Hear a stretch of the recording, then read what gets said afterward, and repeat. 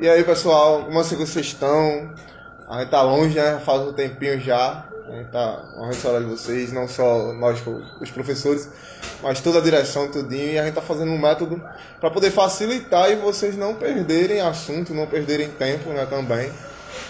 Eu vou pedir desculpa a vocês porque a gente tá gravando aqui de frente a uma avenida. Aí tava para sessão de carro, tudo isso aí. Mas dá para ouvir tranquilamente, tá certo? Então, para começo de conversa, né? A máscara de proteção, só no começo do vídeo para vocês terem uma ideia, né? Mas para facilitar para a gente dar aula, eu vou tirar ela. Mas a gente vai dar aula só para facilitar a audição de vocês. E higienização, né? Com álcool, né? Eu sou de biologia e de química, tem que estar preparado para essas coisas, né? Lavando sempre as mãos e higienizando sempre, né? A gente vai começar com um resumo de tudo que vocês fizeram, tudo que a gente deu em sala de aula, para vocês lembrarem dos assuntos. E para a gente não pegar o nosso próximo teste de surpresa e vocês não ficarem perdidos. Então, esse vídeo vai ser mais um resumo de tudo que a gente deu. E também vamos ver se no final a gente coloca algum assunto novo, beleza? Lembrando que no final do vídeo eu vou deixar um exercício para vocês fazerem. A data de entrega eu vou estipular aí para vocês. No final vai estar tudo explicadinho aí. Mas de antemão eu já vou deixar isso avisado a vocês, certo? Então, o nosso primeiro assunto em sala de aula foi o quê? Foi o que é biologia. Tá na apostila de vocês, eu estou acompanhando pela apostila, tá certo? Então, só é vocês acompanhar a apostila aí. Tá tudo bem resumidinho, bem legalzinho para vocês aí pela apostila. Então, o que é biologia? Quais são os objetivos dela?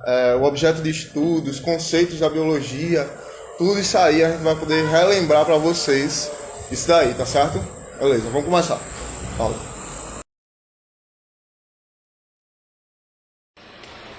O que é biologia, né? A nossa apostila diz, eu vou ler o que a nossa apostila está dizendo aqui, depois a gente traz uma explicação rápida para vocês, mas a nossa apostila está dizendo: é a ciência que estuda a vida e os organismos vivos, sua estrutura, crescimento, funcionamento, reprodução, origem, evolução, distribuição, bem como as suas relações com o ambiente e entre si também. Biociências são ciências biológicas que compreendem várias outras ciências especializadas, como, por exemplo, a ecologia, a bioquímica, a genética, a zoologia, a botânica e outros tipos de ciências dentro da biologia, né? Que a gente também vai se apegar a algumas nesse ano, mas outras vocês só vão ver no segundo e no terceiro ano, e algumas só na faculdade, se vocês quiserem se especializar em biologia, o qual eu aconselho muito. Embora nem sempre analisar todo por meio de suas partes corresponda fielmente no real, seria basicamente impossível estudar a biologia sem realizar divisões. A gente vai apresentar a vocês algumas divisões da biologia, e algumas a gente já citou aqui, mas a gente vai apresentar a vocês que seria o que a gente falou aqui no começo. É basicamente impossível estudar a biologia por completo sem obter divisões nela. Se a gente não dividir ela, não saber o que cada divisão significa, o que cada divisão estuda, a gente vai ter uma compreensão muito dificultada da biologia, né? E as principais áreas, algumas vocês já vão estudar agora, nesse primeiro ano, que seria a citologia, que é a ciência que estuda a célula. Inclusive a gente já deu, acredito que a gente já deu alguma coisa já em sala de aula, mas se não deu a gente vai entrar nesse assunto também. Embriologia, que é a ciência que estuda os embriões, a origem da vida, o organismo que dá origem à vida, tudo isso, tá certo? Histologia, enquanto citologia é o estudo da unidade fundamental, que é a célula, uma das unidades fundamentais, depois a gente vai explicar isso direito, que é a célula. A histologia estuda a junção dessas células, que são os tecidos. Então a histologia estuda os tecidos vivos, certo? Anatomia, certo? A gente vai estudar esse ano a anatomia humana. Não vamos focar muito em anatomia animal. Anatomia animal é no próximo ano. Microbiologia, que é a ciência que estuda os micro-organismos. Botânica, estudo das plantas. Zoologia, estudo dos animais. Genética, que é o estudo das leis da hereditariedade. Evolução, estudo dos processos de transformações da população e espécie. Ecologia, o estudo das relações entre seres vivos. E paleontologia, estudo dos fósseis. Quase todas essas ciências vocês vão ver do primeiro ao terceiro ano, exceto algumas que são A paleontologia, que vocês não vão ver nesse período. Paleontologia é só para quem vai se especializar em biologia. E algumas outras ciências. Microbiologia vocês vão ver uma parte bem resumida, tá certo? A zoologia também vai ver uma parte bem resumida. Não vai ver tão abrangente isso aí. Mas basicamente, esse período nós vamos estudar citologia, embriologia, histologia, um pouco de botânica lá no final do ano e evolução, que a gente vai iniciar agora. O objeto de estudo da biologia é a vida. Esta questão tem proporcionado longas discussões e a resposta a ela pode depender das definições iniciais de cada um. Algumas definições de vida são: primeira, está tudo na apostila, a qualidade que distingue um ser funcional e vital de um corpo não vivente, ou pura e simplesmente da matéria química. A segunda, o estado de um complexo material ou indivíduo caracterizado pela capacidade de executar certas funcionalidades, incluindo metabolismo, crescimento e reprodução. E a terceira, a sequência de experiências mentais e físicas que constitui a existência de um indivíduo. Sob estas definições, a vida poderá ou não incluir os vírus, que somente são vivos se conseguirem inserir o seu próprio material genético dentro de uma célula viva. Para alguns, os sistemas vivos que reagem ao ambiente sofrem crescimento, melhoram e se reproduzem, estão vivos. Uma definição mais liberal incluirá demasiado, enquanto de uma visão mais restrita poderá não incluir todas as células.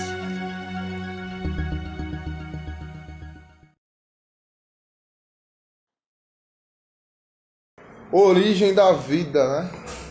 A gente já estudou isso em sala de aula também. Vocês vão cansar de ouvir dizendo isso. A gente já estudou isso em sala de aula. Inclusive, a gente fez algumas perguntas na sala de aula sobre o que vocês acreditam, né? Aí, como a gente está fazendo no YouTube, acredito que vai estar no YouTube, tem um espaço de comentário aí embaixo que vocês vão utilizar para trazer as perguntas para a gente e a gente responder a vocês. Não vou responder pergunta em WhatsApp, já de antemão, já estou dizendo logo a vocês. Nem me perguntem, nem me perturbem no WhatsApp, que eu não vou responder. Se for para falar de outra coisa, beleza. Agora, se for falar da sala de aula, só o espaço dos comentários aí no YouTube que eu vou aceitar, beleza? E a origem da vida? Existem algumas teorias, né?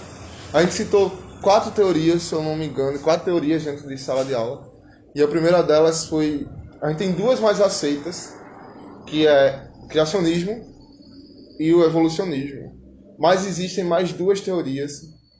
Uma que se subdivide em 2, mas e uma única, que é a panspermia, e a segunda, que é a teoria da origem da vida pela biogênese e a biogênese.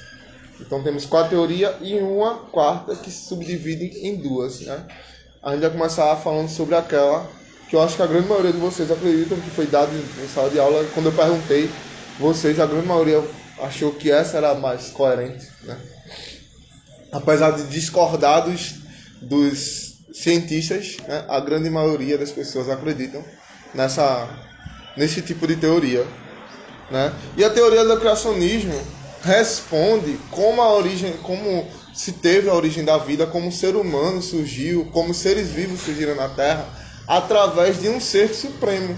E esse ser supremo simplesmente disse uma palavra e essa palavra fez acontecer tudo. E a palavra que a teoria do criacionismo fala, né, a mais aceita, é o haja, né?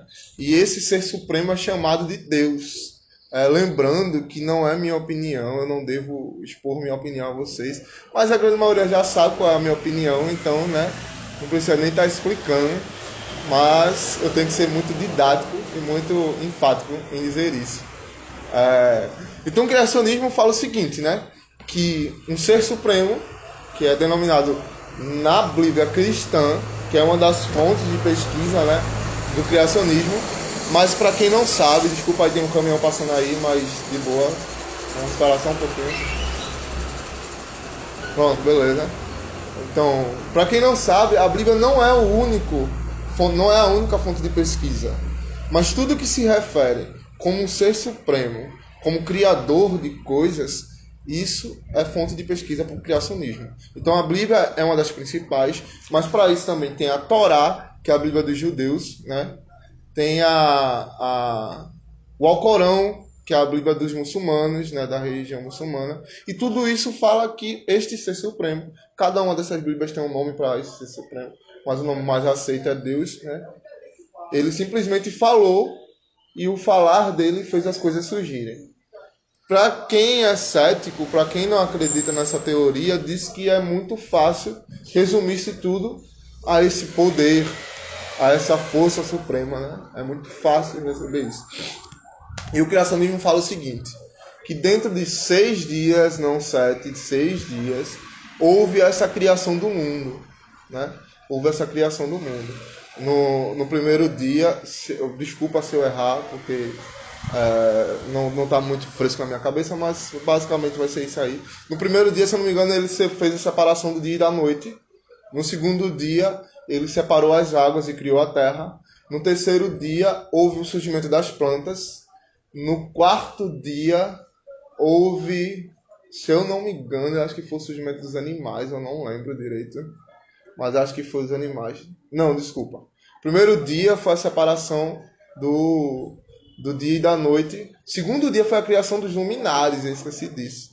Do sol e da lua. O terceiro dia foi a expansão das águas, né? O quarto dia foi a criação das plantas. O quinto, a criação dos animais. E no sexto dia, a criação do que se diz o ser mais supremo dessa cadeia, né? Que seria os homens, os seres humanos, né?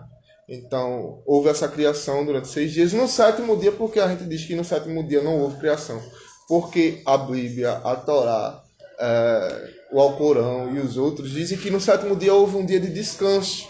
O que para a gente seria o domingo, naquele tempo, nos tempos da Bíblia, seria o sábado, que é o dia do descanso, né? Então, 6 dias de criação, sétimo dia houve o descanso.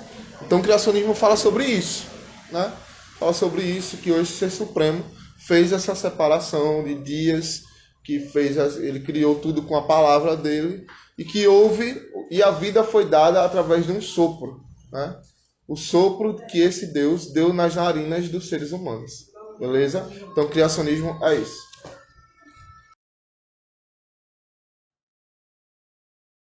Bom, agora a gente vai falar sobre a evolução, né?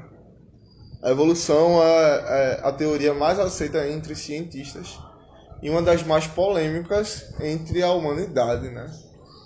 A pergunta que todo mundo faz, e o homem veio do macaco? Essa pergunta tem resposta? Ou melhor, está certo fazer essa pergunta? A gente vai ver isso, né? Se o homem realmente veio do macaco ou se o homem não veio do macaco, vamos ver. Em resumo, no começo, né? Depois posteriormente a gente vai estudar isso mais aprofundado, mas por enquanto, um resumo da evolução. Um dos principais fundadores dessa evolução, um dos principais cientistas que estudaram essa teoria foi Charles Darwin, né? A gente já falou sobre ele em sala de aula, mas relembrando, ele passou a vida dele estudando sobre isso, né? Ele passou a vida dele estudando sobre isso. Então, em resumo, o que é que a teoria da evolução fala? Que os seres surgiram de outros seres menos evoluídos ou com menos características. Espera aí.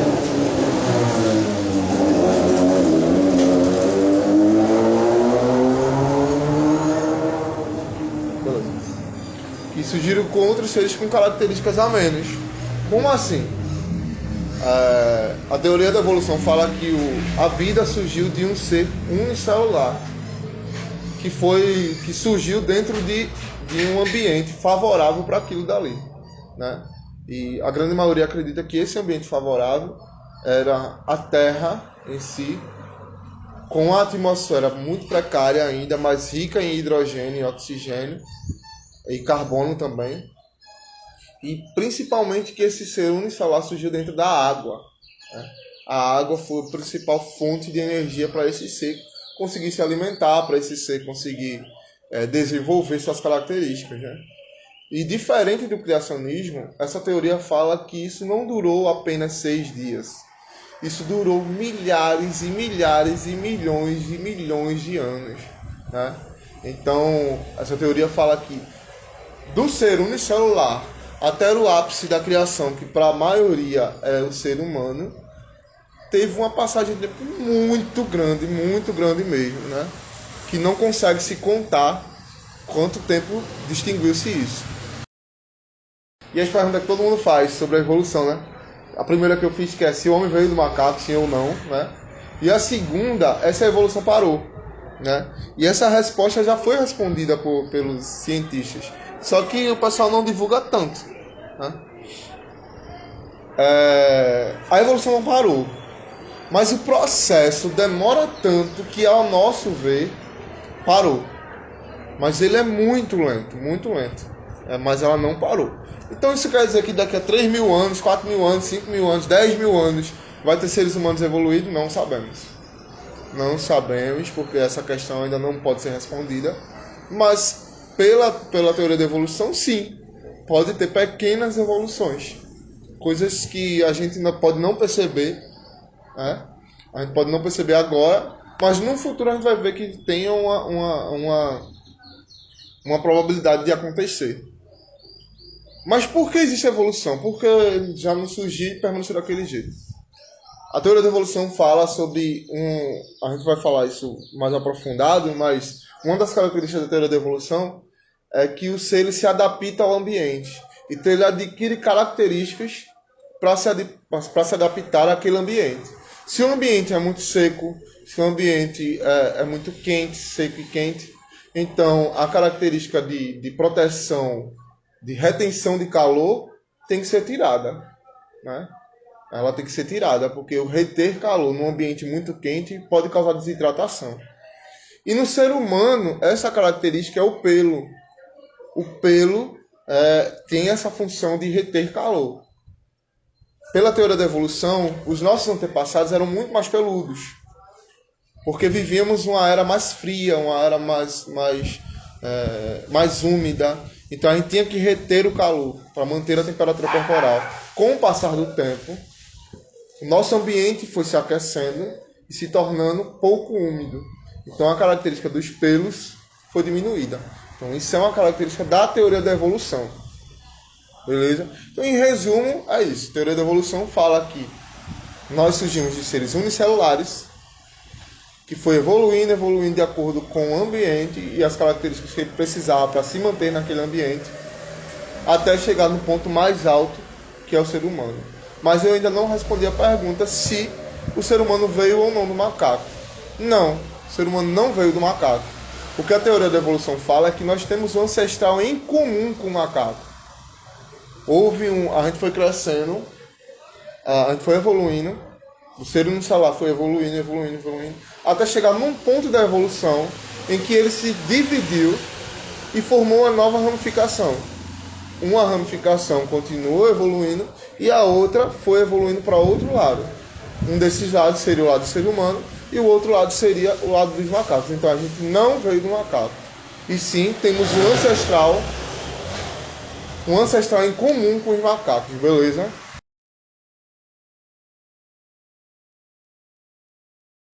A terceira teoria, que é mais difundida, é a panspermia.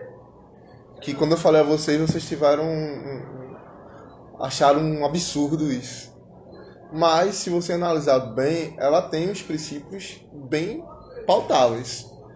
O que é que ela fala? Que a vida não surgiu na Terra, que a vida surgiu no universo e que veio através de cometas, meteoritos, pedras que caíram caíram do universo e bateram aqui na Terra. E que tipo de seres são esses? São seres extraterrestres? Não deixam de ser. Porque ser extraterrestre é seres que estão fora da Terra. Mas não é daquele jeito que a gente acredita, né? Feito, passa no cinema aquele ET com o dedo luminoso, ou Independence Day, que aqueles ET monstruosos, tudo grande. Não, vem em forma de micro-organismos, né? Os micróbios, os seres que só podem ser vistos através de um equipamento, vieram nessas pedras e encontraram um local adequado para a vida. Desculpa aí a zoada. E encontraram um local adequado para a vida. E esse local era a Terra. Então eles vieram nesses cometas, caíram na Terra, encontraram um local que tinha alimento, tinha um local para respirar, tudo isso, e deu origem a isso. A panspermia pode ser também um princípio para a teoria da evolução. A teoria da evolução não fala isso, mas a panspermia fala que ela pode ser um princípio para essa evolução, certo? De forma independente, os cientistas Oparin e Haldane levantaram uma hipótese que é hoje considerada a mais aceita de origem da vida. Eles propuseram que a atmosfera primitiva da Terra apresentava compostos que sofreram a ação de raios e da radiação ultravioleta, dando origem a moléculas simples. Essas moléculas orgânicas ficavam nos oceanos primitivos, formando uma espécie de sopa primitiva. De acordo com os pesquisadores, a atmosfera primitiva terrestre era composta basicamente por amônia, hidrogênio, metano e vapor de água. O vapor de água da atmosfera condensava-se e dava origem a chuvas. A água, ao cair do solo, evaporava-se rapidamente, uma vez que a superfície terrestre ainda era quente, dando início desse modo a um ciclo de chuvas. Nesse cenário, observava-se ainda descargas elétricas e a radiação ultravioleta do Sol, que fazia com que os elementos atmosféricos reagissem e formassem compostos, os aminoácidos. A água das chuvas levou esses aminoácidos às superfícies terrestres. Esses, ao encontrarem condições favoráveis, começaram a formar estruturas semelhantes a proteínas. Com formação dos oceanos, essas proteínas primitivas foram arrastadas para esses locais e formaram os coacervados, os quais podem ser definidos como agregados de proteínas rodeados por água.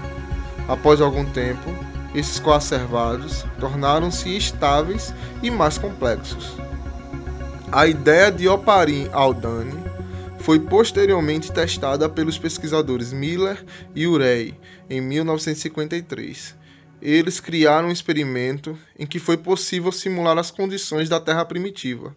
O resultado foi impressionante, tendo sido eles capazes de produzir aminoácidos e outros compostos orgânicos. Desse modo, ambos concluíram que as moléculas orgânicas podiam ser geradas de maneira espontânea, em condições equivalentes à Terra primitiva.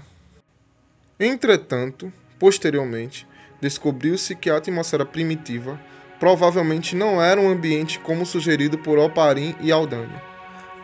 Ainda assim, mesmo considerando as novas descobertas para as características da atmosfera da Terra primitiva, foi possível produzir moléculas orgânicas. Vale salientar também que a atmosfera primitiva poderia ser redutora em pequenas porções, como aquelas perto de abertura de vulcões. Experimentos realizados nessas condições também geraram aminoácidos.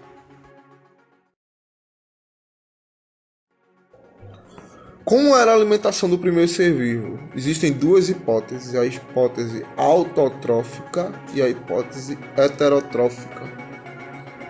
A heterotrófica afirma que o primeiro ser vivo não era capaz de produzir o seu próprio alimento.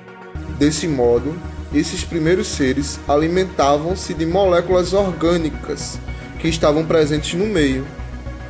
Os que defendem essa ideia afirmam que os seres vivos primitivos seriam muito simples e incapazes de produzir seu próprio alimento.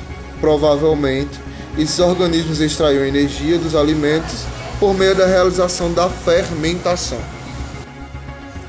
A hipótese autotrófica afirma que os primeiros seres vivos eram capazes de produzir seu próprio alimento. Os autores que sustentam essa ideia acreditam que a Terra não possuía moléculas orgânicas suficientes para alimentar esses primeiros seres. Entretanto, vale destacar que provavelmente os primeiros organismos conseguiram obter seu alimento pelo processo de quimiossíntese, que não necessita de energia luminosa, como a fotossíntese. Na quimiossíntese, os seres vivos produzem moléculas orgânicas utilizando a energia química proveniente dos compostos inorgânicos.